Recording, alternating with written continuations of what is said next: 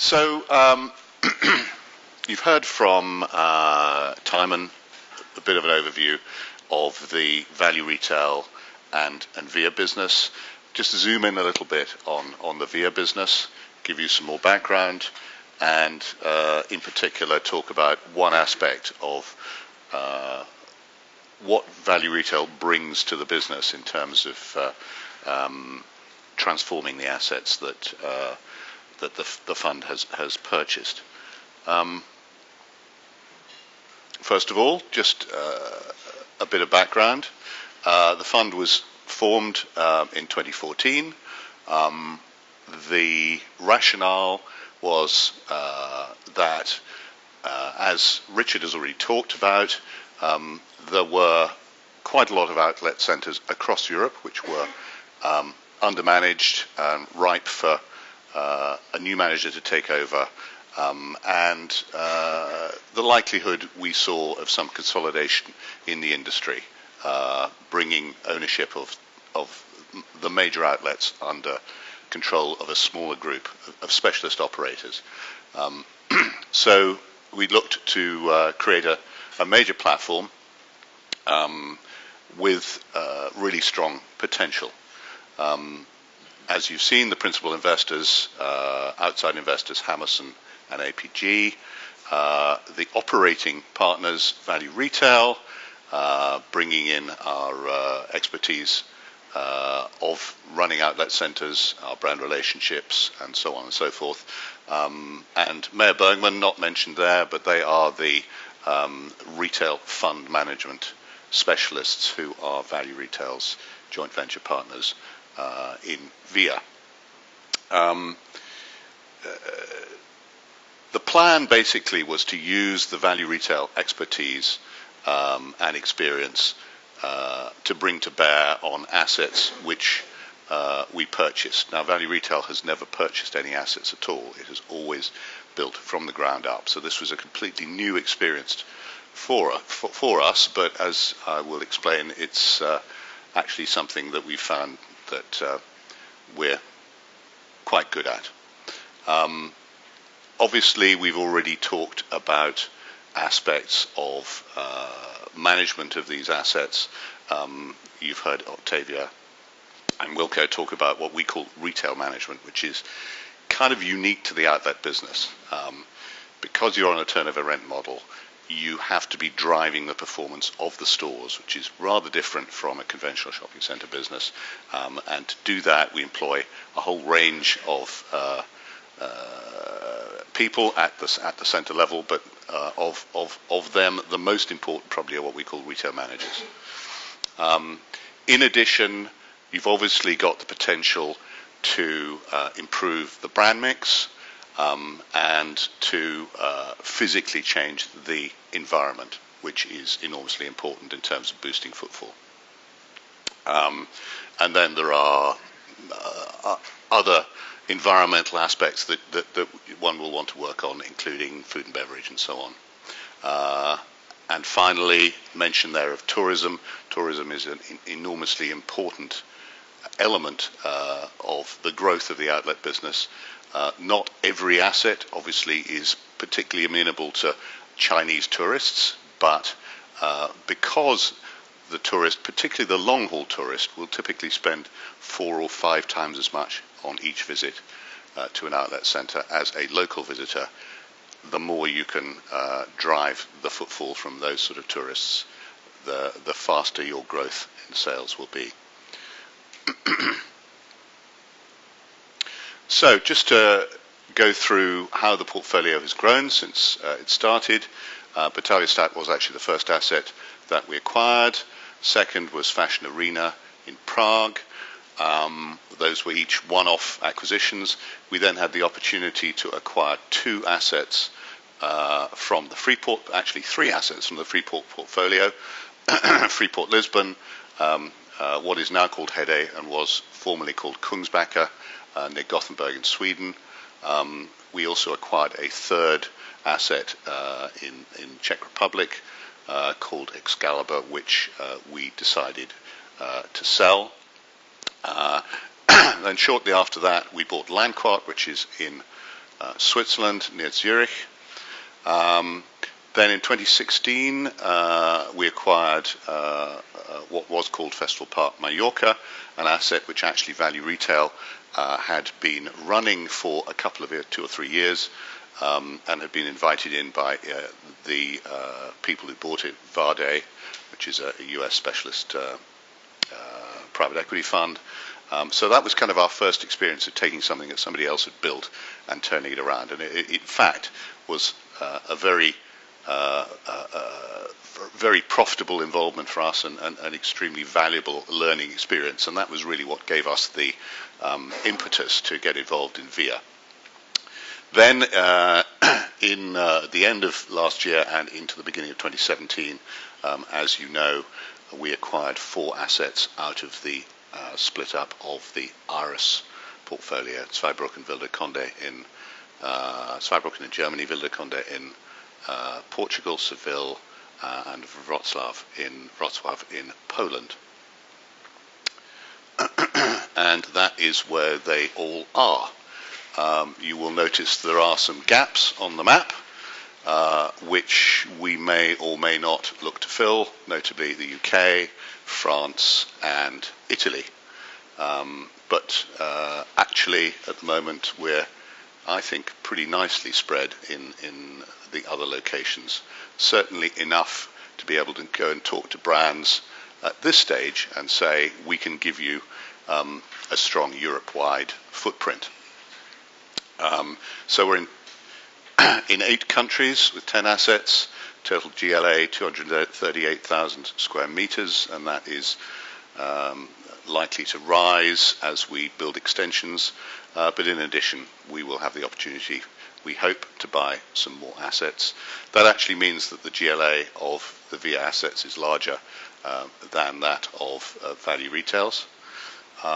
Total sales in the year to December 846 million and footfall of 25 million. Both numbers likely to rise significantly.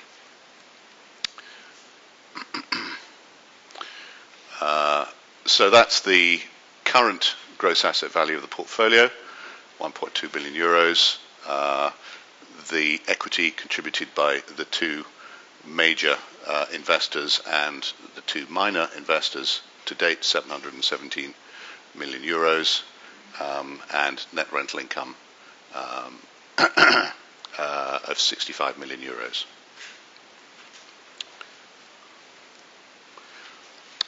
So this is just to illustrate how we've grown the sales since we've acquired these assets.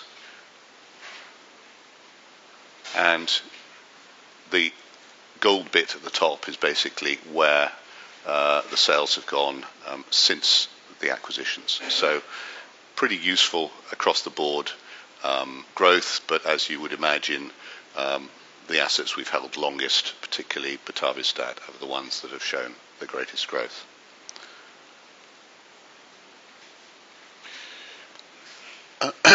So what do we focus on when we buy an asset? There's a whole range of stuff. Obviously, what we call remerchandising, brands, improving the brand mix is absolutely vital. It can transform the perception of a centre. It will bring you more customers and more higher spending customers. And Value Retail's brand relationships are very extensive. And we have been able to leverage those in many cases with assets that we bought in the VIA portfolio. And so remerchandising of all of these assets is a very important part of the turnaround process. Marketing is another thing. Most of these assets had actually been very much starved of any kind of marketing expenditure other than very local. When we have looked at assets to buy for VIA, it has usually been with a view that this is the only outlet centre in a particular location. It's close to or within easy reach of a major city. Preferably that city would have a high tourism content, and we would look to deploy marketing tools to address all of that constituency and grow the footfall, and particularly the spend per visit, which is a very key focus as a result of that. Tourism, as I say, important, depends on the centre, and it depends on the type of centre. So Mallorca, tourism enormously important, but it's largely European tourists, Germans in particular. But a city like Amsterdam is attracting, and Prague and Lisbon increasingly, attracting a large long-haul tourist market, and long-haul tourists, particularly Asians and Chinese, when they're on a holiday, they always like to take at least a day to go shopping, and are obviously a huge target market. They have been very, very successfully targeted by Value Retail, and we want to bring that expertise to bear on, where appropriate, on the VIA assets. I'm going to go on to talk a little bit more detail about the development side, the reconfigurations and extensions, but just also to mention what we call retail development, which is shop fit, and retail management is vitally important to transforming the performance of the centre. Getting better shop fits, persuading brands who pay for the shop fits themselves that it is in their interest to raise the bar significantly so that their outlet stores look as much like full price as possible, it's all part of the confidence building that we like to have with the brands, and we've very successfully been able to raise the bar constantly in the value retail centres, and we are doing it here, as you will see as you walk around Batavia Stad. So what I'd like to do now is to just focus in on what we've called asset transformation and design process. I'm going to talk about some centres, but I'm not going to talk about Batavia Stad because Patrick is going to give us a short separate presentation after me to describe the transformation that has taken place here specifically. But within the context of that, just to give you some ideas of the things that we focus on when we are looking at a new centre. We want to increase the footfall, and we want to increase the spend per visit. That's basically the main focus of everything we do. We want to improve the customer mix. We want to increase the visit frequency for the local customer. This is not like a conventional shopping centre business where somebody might go every other weekend even to a shopping centre. Typically, a local regional customer will visit an outlet centre, Bicester Village, for instance, in the UK, about 4 times a year. So in order, if you can imagine, in order to get 5-6 million visits a year, you've got to target a lot of people. But increasing that frequency is certainly something that we focus on. Really, it's about creating a new environment to excite the customer, make them come, make them spend a day. If we want to be relevant in the modern world, in the e-commerce world, that's what we have to be relevant in that department. It's got to be the experience, and everybody talks about experience, but as you walk around Batavia Stad, you will see what we're talking about, I hope. Increasing the spend per visit, dwell time, a lot of that is to do with food and beverage. If you create a good F&B offering, people will spend a lot longer at your centres, and inevitably they will spend more money while they're at it. So, as I say, it's all about creating a better environment for everybody, both the brands and the customer. So what do we look at? In very many cases, it really is extraordinary how people have not thought about any of these items when they have built or as they have, what were they thinking, you think, when you go into some of these places. And it really has been an eye-opener because, as I say, Value Retail has only ever built its own thing, so we know exactly what we're doing. When you come across something that somebody else has built, it's just extraordinary. But it's amazing what you can do with actually relatively small expenditure. So what do we focus on? The arrival experience has got to be strong, and we'll show you a video in a minute on Freeport Lisbon, which kind of contrasts what the arrival experience was and will be when we've finished remodeling that. Undifferentiated brands, store identities, signage, shop fits, facades, etc., etc. You want to give people a reason to walk around your mall and to go into every store. So everything looks the same, or you can't even tell when you're looking down the mall which brands are where. That's not going to happen. So you've got to create a sense of excitement, but also individual identity for each of the brands. Poor mall signage, how do I find the visitor center, how to find the loos, how to find the restaurants. Again, this is something that people do incredibly badly on the whole, so we can improve that. Relatively small expense. I mentioned food and beverage, very important element to get right. You've got to provide people with a range, sit down, snack, coffee, etc., etc., and spread through the mall as well. Parking.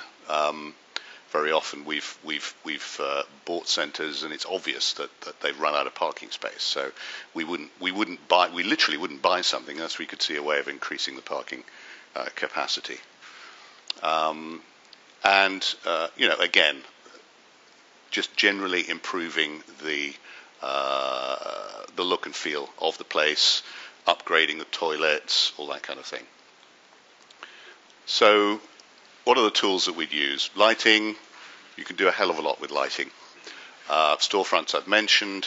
The paving in the mall, people walk around, loose paving, tripping, pools of water everywhere. It's expensive, but it makes a big difference if you can upgrade the paving.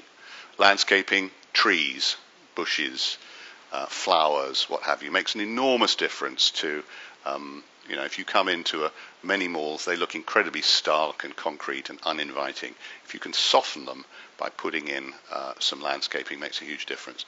Mall furniture, benches, places for people to sit down.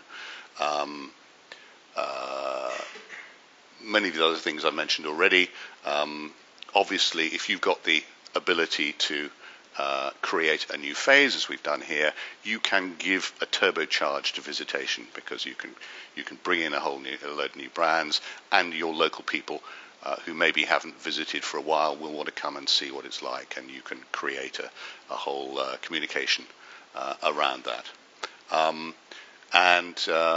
For those centres where it's appropriate, which increasingly it is in the portfolio, to create something like this, a VIP room. This is used as a place where the higher end customer, particularly the tourist who has, let's say, been in touch with the concierge in their hotel in Amsterdam and say, well, look, I want to go shopping at Batavia Stad, but I'm here with my aged granny and she wants to come along as well. I'd like to have somewhere for her to sit. Can I have somewhere to come and rest and maybe have a cup of coffee away from everybody else? And very important to provide this. You obviously want to put it somewhere where you're not using up retail space, so it's going to be on the first floor. But we have put VIP rooms into all of the Value Retail centres, and we will in due course be putting them in, I suspect, to most of the VIA centres.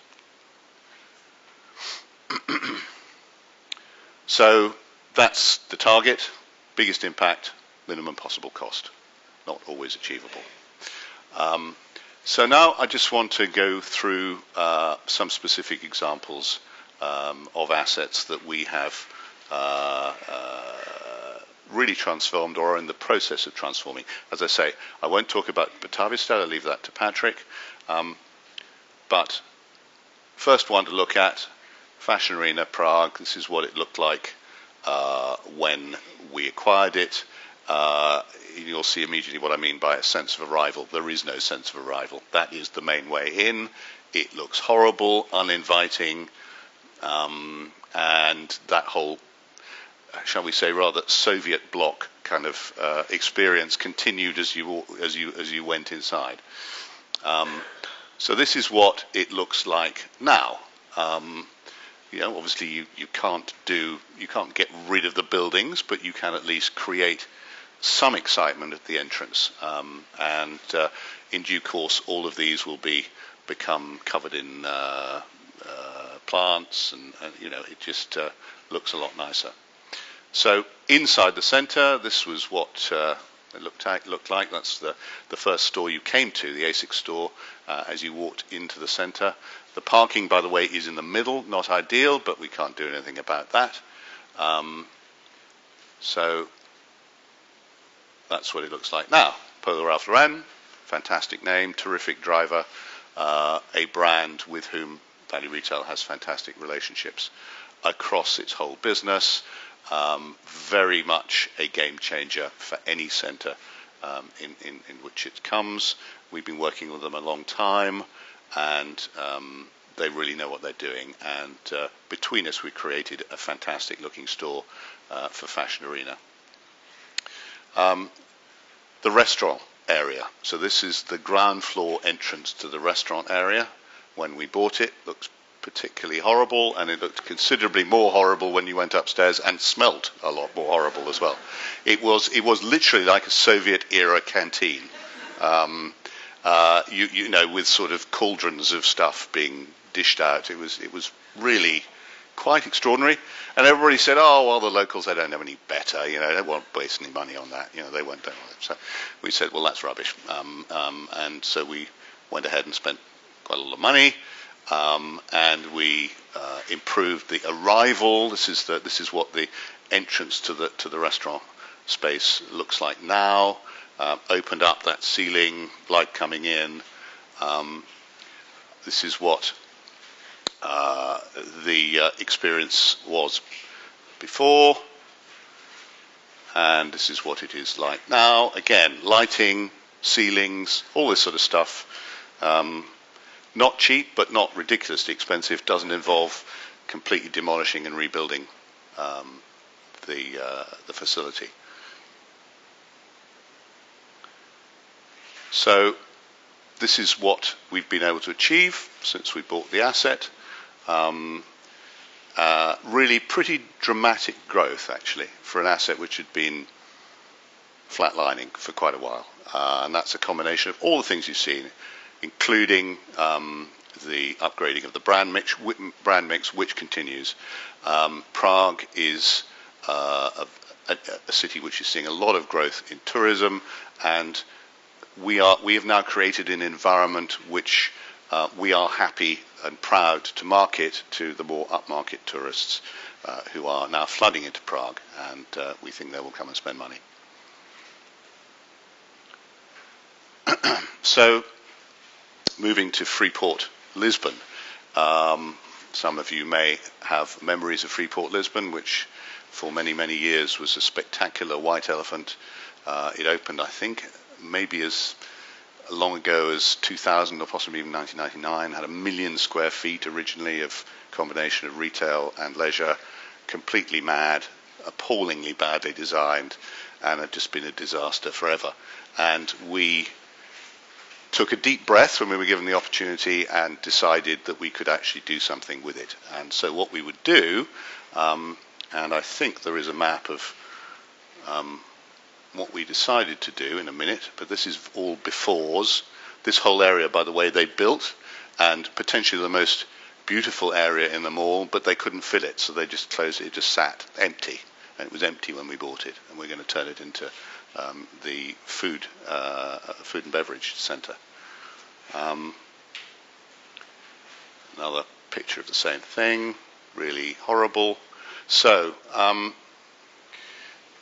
as you can see, vast, and the whole experience was very unpleasant, and the quality of the stores, particularly at the north area there, was really, really bad. So we actually bit the bullet, and I think if I click there, you'll see what we decided to do. So we actually decided to close off an entire area. That grey area there, it's obviously not the first thing you would normally do when you buy a retail asset, is to say, I'm going to close a whole chunk of it off permanently. But we decided that's what we had to do. So we closed that off, and to create better circulation, to open up this area that you saw in the photographs right there in the middle, which is going to be the food and restaurant area. The project is about 80% complete, and we will be opening in the fourth quarter of this year, and I think it'll look pretty spectacular. Lastly, take a quick look at Zweibrücken, which is an asset some of you may be familiar with. It's been around a long time. It's been very successful. It's pretty big. It was the biggest part of the Iris acquisition that we made earlier this year. And we think that there's quite a lot we can do to improve, the physical environment. You go there, architecture's not bad, but it's pretty stark, and we think we can do a lot to improve it. So a few more before and artist's impressions of afterwards at Zweibrücken. So again, lots of trees. You can see they were not there before. We will improve the circulation in the parking lot and the sense of arrival.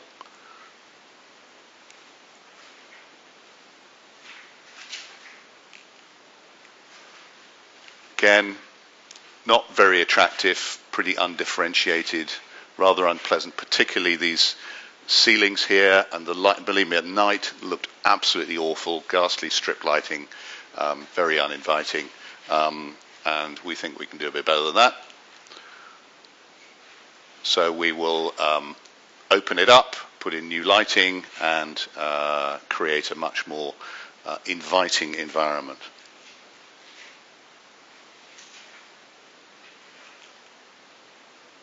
This is an extraordinarily unpleasant coffee edifice, which they plonked down in the middle of the mall, which we're going to get rid of and create something that's much more like what we have here at Batavia Stad, in fact, sort of open air feel with awnings and so on, and some more planting.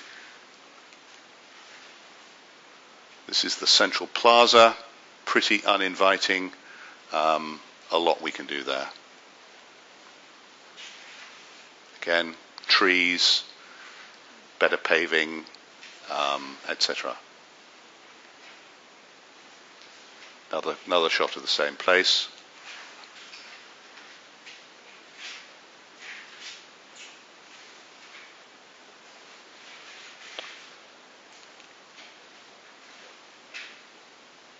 And again, outdoor seating areas, etc., etc. Mall furniture I talked about. So that's where we are. We're well underway. We're not finished yet. We've got a lot more to do with the assets that we have already acquired, and as Timon said, the potential to acquire quite a few more from those that are potentially available in the market. We have brought in a number of very important and exciting new brands into the portfolio, and when they come into one or two centres, I think there's a very good chance we get them across the portfolio. Coach, Armani, Hackett, Under Armour, Michael Kors, and obviously Polo Ralph Lauren. None of those assets, apart from the Polo store, which was here, which we moved into a different place, none of them had any of these brands before. We are initiating marketing initiatives across the portfolio, both regional, local, and long-haul tourists.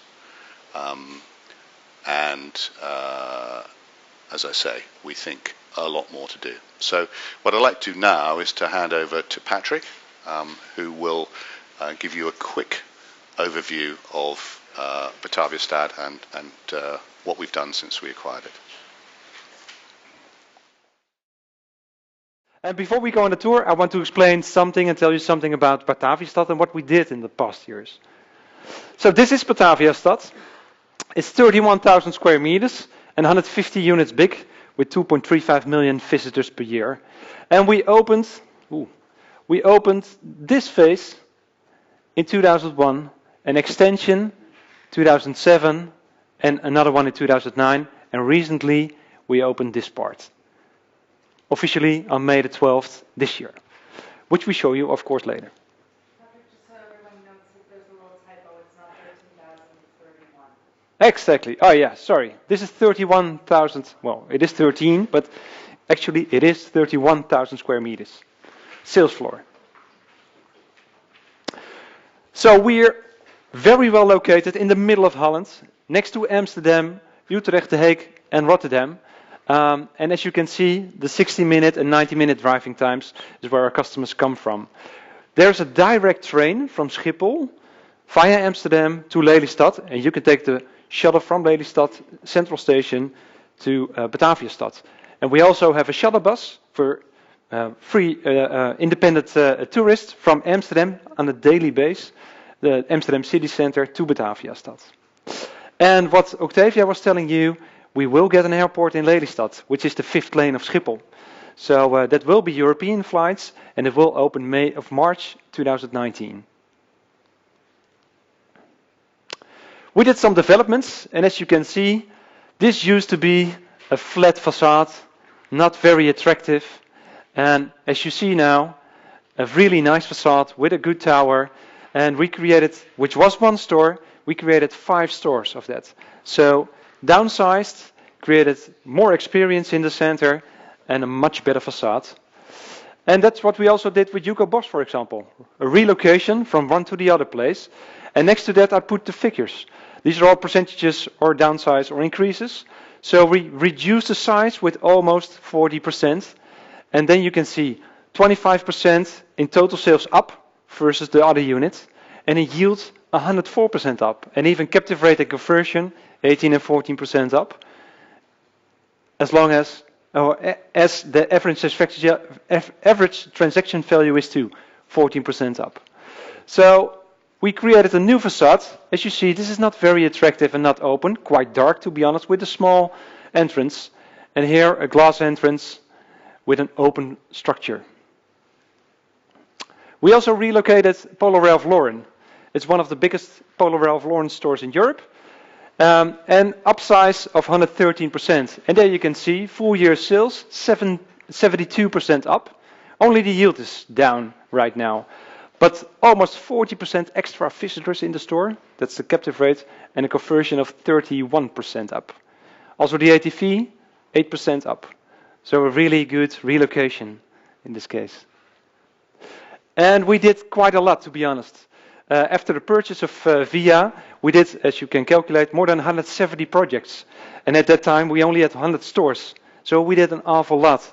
And we added some brands in the last phase, but also on other locations in our center. As you can see, the logos underneath. Those are just a couple. So a couple of numbers from 2014 up until the end of last year. As you can see, a strong growth in sales. 12 and 13%. Yield went up from 3,600 in 2014 to last year 4,839 euros per square meter. And even this year we have almost the same growth as in 2016. And the spend per visit, quite important. And also there you can see the influence of tourists, because they spend 4, 5 to 6 times more than Dutch people, is now more than 55 euros. Which is, well, 12, 36 and 6% up. And then we opened officially on the 12th of May and unofficially on the 12th of April the extension with 45 units and 5,500 extra square meters of sales floor. And Octavia and I did that together with the mayor of Lelystad. And she is very, very proud to have Batavia Stad in her town. This is what we did to only in the new extension. And as you can see, the second column shows you what brands will be open this year. These are all signed HOTs already. The occupancy currently is 65% and will be 71% by the end of the year. And for the center, we are now at 87% and 94% by the end of the year.